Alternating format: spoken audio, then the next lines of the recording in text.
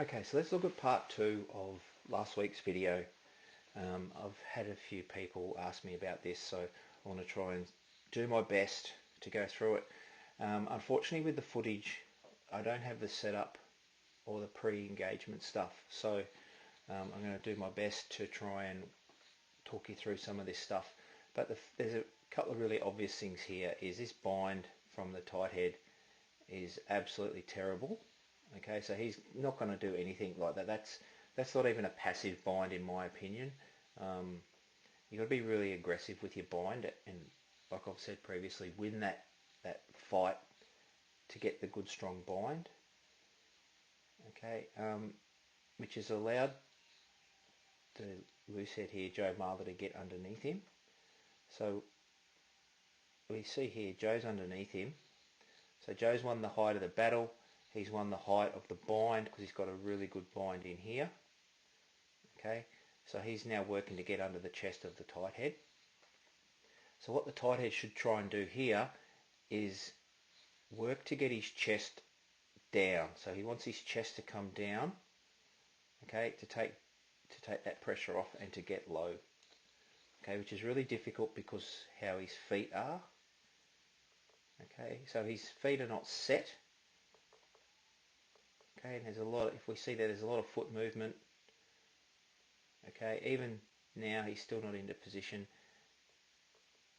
Now he's sort of trying to work through there. Okay, but if we look at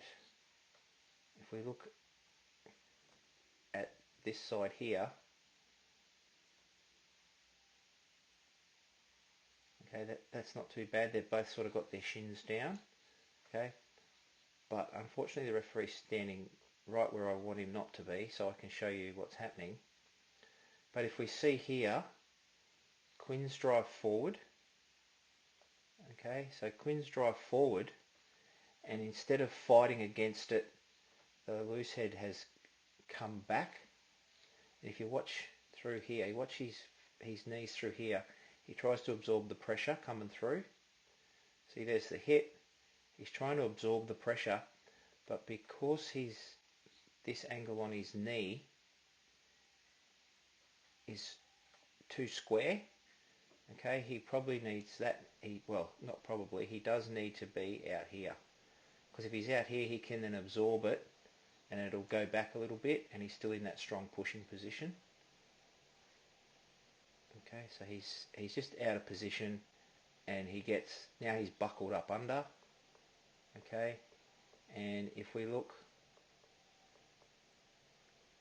there's no pressure coming through from the back row either. Okay, so here, right, there's all types of different pressure getting pushed on him, which is not what you want as a front rower when you're getting pressure come through. Okay, so ideally he's still trying to fight to stay down, but even there, his feet, there's too much feet movement.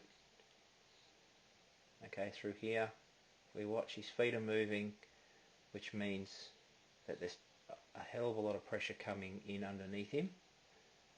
Okay, and that just allows that pressure to keep coming through, and now he's out of the fight. Okay, so he's not strong pushing. Okay, his back is all out of whack. Okay, so Quins just keep driving through. Okay, the referee let it play on, which, like I said previously, that's fine because it keeps the ball in play, which is what everyone wants to see. But hopefully that's explained that a little bit better for the black team, how to try and get out of that. So he wants to try and get his chest low and stay in the fight and keep the loose head down. Okay, which he just couldn't get done on that occasion.